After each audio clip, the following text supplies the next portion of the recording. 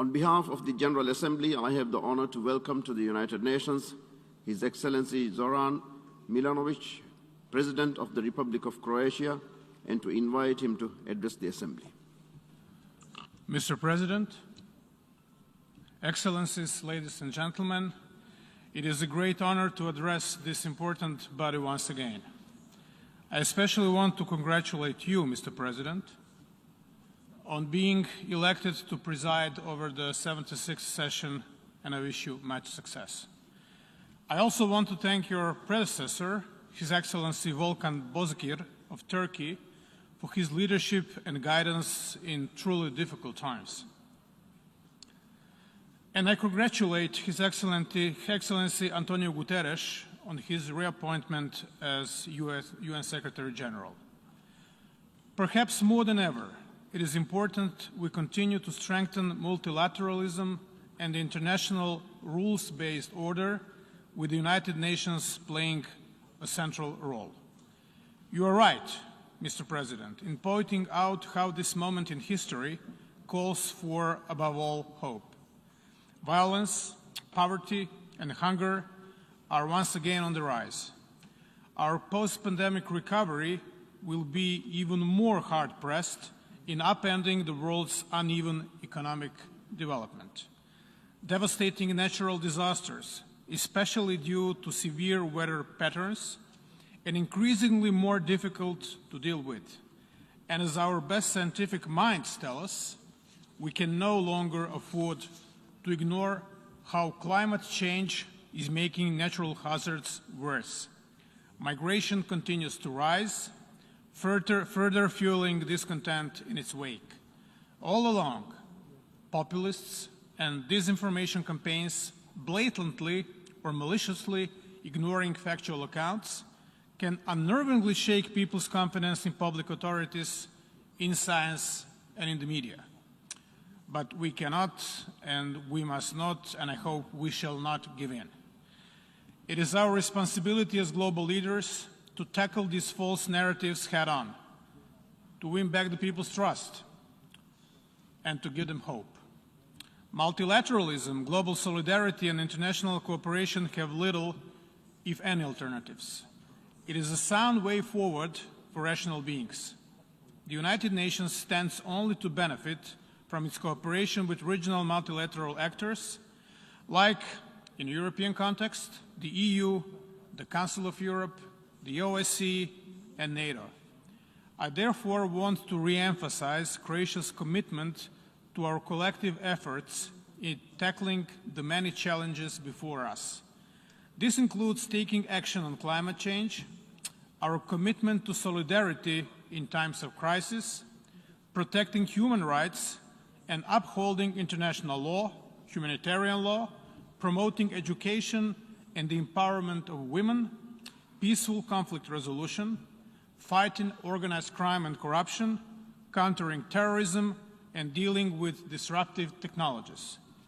Mr. President, the COVID-19 pandemic is a historic test for our generation.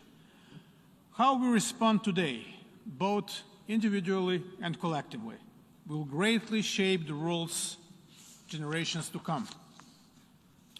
Croatia is pleased to have been able to coordinate with Afghanistan the resolution on the comprehensive and coordinated response to the coronavirus disease pandemic, which not only set a stage for our recovery, but also for building back better.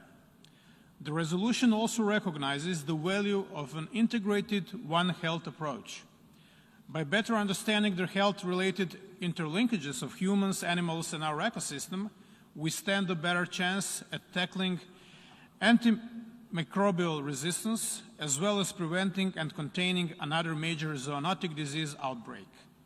I think we all share in the aspirations of a comprehensive, multi-sectoral engagement in strengthening national, regional, and global capacities, as well as society's overall resilience to future pandemic.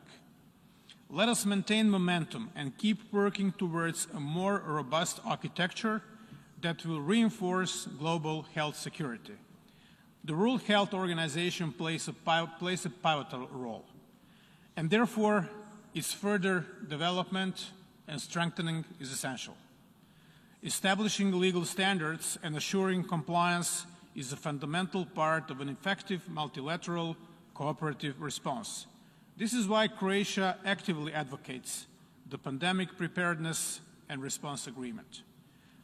As an upcoming member of ECOSOC for the term 2022-24, Croatia wants to foster the deliverance of a stronger multilateral response to the pandemic in the spirit of global solidarity and partnership. Safe and effective vaccines, as well as diagnostics and treatment, need to be made more easily accessible to all in a timely and sustainable way and without discrimination of any roots.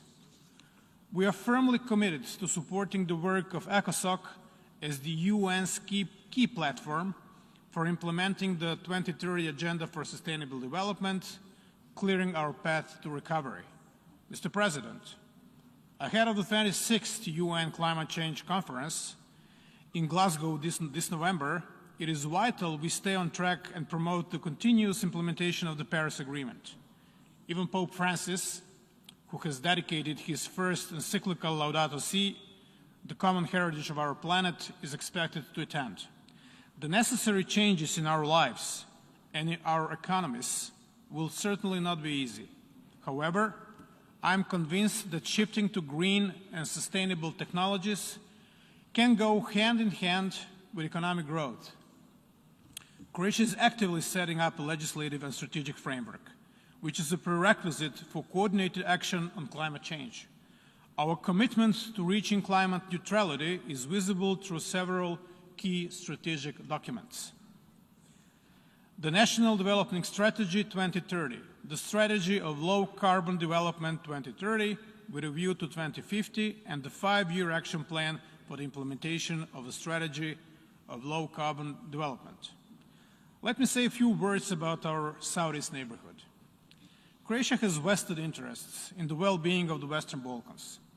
The region's stability, functionality, and prosperity mean a great deal to us. This is why Croatia is one of the strongest advocates of the region's EU enlargement prospects. The fulfillment of well-established criteria, the implementation of reforms, and delivering tangible results remain key requirements for EU membership. But even more so, the path to membership serves to secure the higher standards its all people aspire to. Democratic transformation and rule of law will remain central markers, but we have also continued to call on all regional leaders to lower tensions, overcome their differences, and seek ways to build lasting partnerships. In a way, Bosnia and Herzegovina is a cornerstone of peace and security in the wider region. Its territorial integrity, functioning institutions, and interethnic cohabitation have always been important concerns for Croatia. Yet, the situation in Bosnia is as challenging and as complex as it gets in the Western Balkans, and it is always challenging in the Western Balkans. We would like to see a stable, peaceful, and prosperous Bosnia and Herzegovina progressing firmly on the path to the EU membership, a country where the equality amongst its 3 constituent peoples and the rights of all its citizens are fully guaranteed. Unfortunately, narratives in Bosnia and Herzegovina often swing between 2 tenaciously unachievable and unjust ends: centralized governance and separatism. In their own way, both are destructive and contrary to the spirit of its constitutional framework stemming from the Dayton-Paris Accord. The Dayton-Paris Agreement is not without its faults, which undoubtedly will need to be addressed. However, we should not underestimate Bosnia and Herzegovina's well-established sensitivities and inherited intricacies. Nor should it be subject to experimentation that dangerously deviate from Dayton-Paris Agreement's founding principles. This is essential in moving Bosnia and Herzegovina forward and securing its EU aspirations. The inequality of its constituent peoples has been left unresolved for too long. It unnecessarily created internal political instabilities and tensions. In order to move forward, Bosnia and Herzegovina requires an appropriate institutional power-sharing framework based on principles of federalism, decentralization, and legitimate representation.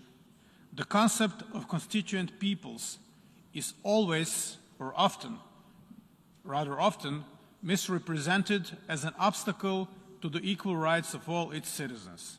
Many political and legal practices can be ensured without having to give up democratic rights and freedoms.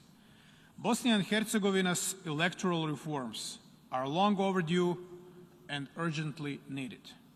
Electoral reforms should facilitate constituent peoples, namely Bosniaks, Serbs, and Croats, are able to respectively choose their representatives at all appropriate political levels. Bosnia and Herzegovina's Croats have not been able to exercise this right. It is no wonder they feel marginalized and disenfranchised, and this should change. Mr. President, the collapse of Afghanistan's government is a major setback. After 20 years of our engagement and investments, it is hard not to come away discouraged. We will certainly assess the lessons from our Afghan experience, but the quick question today is how should we deal with the Taliban? Maintaining a pragmatic approach will not be easy, as we rightfully call upon those in power to respect the most fundamental rights of their people. Security will remain fragile, as risks of regional spillover cannot be ruled out. We are also concerned Afghanistan may once again become a breeding ground for terrorism. Croatia has decided to financially support UN OCHA's efforts in providing humanitarian support to the Afghan people. The Middle East peace process remains crucial, not regionally but globally. We call on both sides to refrain from unilateral actions that could exacerbate tensions and reopen new cycles of violence. In the long term, the focus should be on developing a wider political horizon for meaningful negotiations and renewing the peace process. A two-state solution based on internationally agreed upon parameters remain viable. Reviving the Iran nuclear deal is a key instrument of regional security and stability that can still serve as a useful platform for broader regional dialogue. We hope that further diplomatic efforts will contribute to resolving issues of common interest. After over a decade of instability, the Libyan crisis could be winding down. Nevertheless, a lasting peace will remain complicated. I sincerely hope the planned elections will be held in December, as a legitimate leadership is an important precondition for successful transition. Mr. President, together, we urgently need to start reforming the UN, especially the Security Council, our main instrument for securing global peace and security. In this regard, we welcome the Secretary General's efforts expressed in his recently published report, Our Common Agenda. Croatia also upholds the responsibility to protect, consensually adopted in 2005 World Summit outcome. We welcomed the General Assembly's resolution, the responsibility to protect, as the prevention of genocide, war crimes, ethnic cleansing, and crimes against humanity, adopted in this Assembly with overwhelming support.